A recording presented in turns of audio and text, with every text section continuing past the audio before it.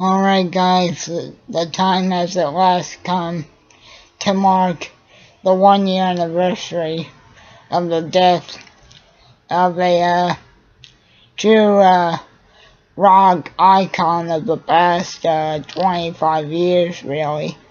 Now, if you guys have been following the channel for a while now, then you might have a clue as to what this anniversary is.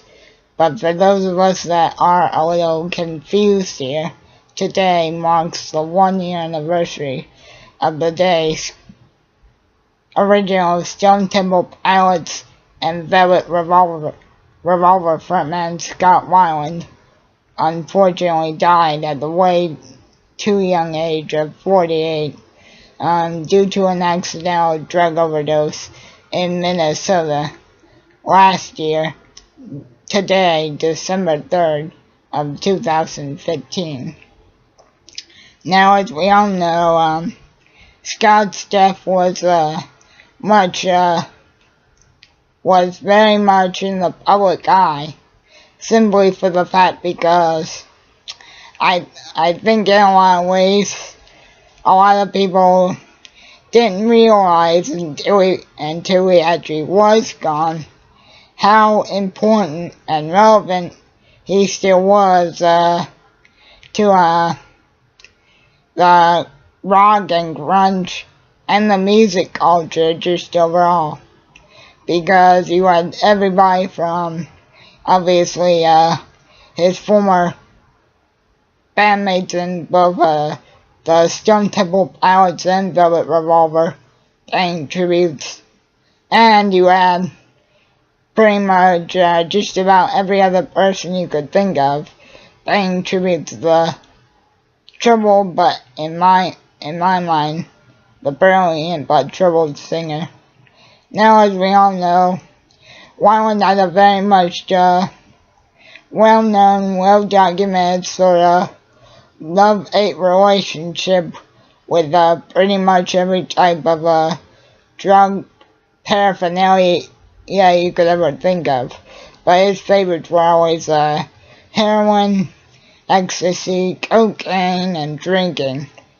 And those, along with his very much bipolar and sporadic personality at times, was the catalyst for him originally getting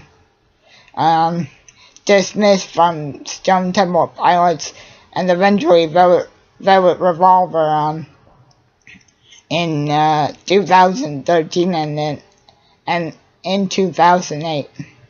But one thing I think we can all agree on is whatever canvas we heard Scott's voice on, whether it was with Stone Temple Pilots core through self-entitled 2010 Stone Temple Pilots, whether it was Contraband or Libertad, whether it was one of his solo records, or whether it was on his last record, Blaster, with his last band, simply titled Scott Weiland and the Wildabouts Blaster. Whatever canvas of material you listen to from his vast catalog of songs over his 3-decade career, one thing is certain. If you knew his voice, you could instantly recognize it. I mean, when people hear Fall to Pieces, when people hear Slither, when people hear Cracker Man, or even something of Most Wonderful Time of the Year, you can almost instantly tell that that's something that Scott recorded himself, and something that was just equally as well known about Scott, other than his sort of unpredictable behavior at times, was his massive love and desire to put on a theatrical stage performance. And I mean, I'm talking about excuse me for anyone that I may or may not offend here, but I'm talking about maybe even a better frontman than that of Freddie Mercury. Even though Mercury and the likes of Jim Morrison and many others were among Scott's influences, of those, including the late David Bowie as well. While those were all influences of Scott musically, I think he took everything that was great about all those people from a stage presence perspective and amplified it in its own way.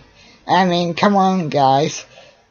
If you ever seen Scott on his own, Stone Temple Pilots, or Velvet Revolver, you would agree with me that when Scott was at his best, you left that show feeling like you got murdered, because he would literally eat that whole stage up, and he would not stay still for very long during the sets. So now I guess if I could say one thing to Scott right now on his anniversary year, it's that Scott, man, we still miss you even after 1 year.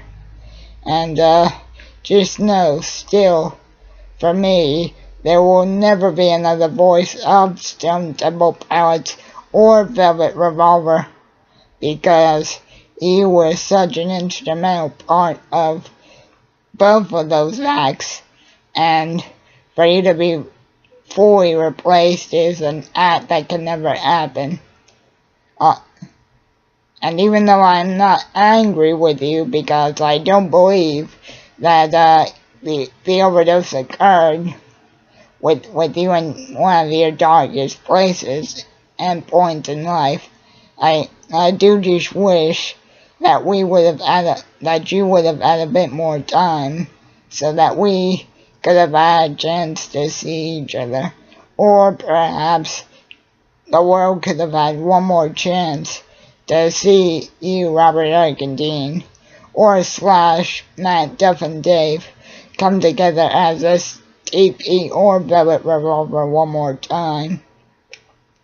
But sadly, unfortunately, very, very unfortunately, my friends, Scott just wasn't able to give us that opportunity again. But I think today we all should do what I already have been doing, and that is honoring the legacy of Scott Richard Weiland by listening to any track that he ever laid his genius voice to, by listening to your favorite track today by Scott in any medium, VR, STP, or otherwise. I feel like we're all continuing to keep the brilliant legacy that he left behind alive. And Scott, regardless of what Mary or anybody else says, for me and for your millions of other fans, we so wish from the deepest realms of our hearts that you were still here, and that you still could have entertained us for many more years to come. But gee, guys, once again, you just had to give it to him. What a brilliant on-stage performer, and what a brilliant songwriter as well. I mean, when you hear Sucker Train Blues, you can instantly hear that monstrous scream. When you heard Slither live, you waited to hear that badass scream that Weiland was always able to give before launching into the song's first lines. And when you heard Sex Type Thing, you always waited for Scott to pull out his trusty blowhorn there and say, "Here I come, I come, I come." So, today, my friends, we honor the 1 year anniversary of the day Scott Weiland unfortunately had to leave us. And Scott, as I've already stated, believe you me, you are still very much missed 1 year later. So again, my friends, let's all continue to honor the brilliant legacy of brilliant material that was left to us 1 year ago today by Scott Richard Weiland, 1967 to 2015. And Scott, I so wish that you were here to maybe hear some of this. But if I could say one last thing here, I so wish that the world could have had a bit more time to see you once again get back to your top physical form. Because if you had been able to achieve that, I think the world would have once again seen a side of you, or the side of you rather, that the world knew for nearly 30 years in your 3-decade career. So once again, rest in peace, my brother. You're still missed. Rest in peace, Scott. We miss and love you, my friend.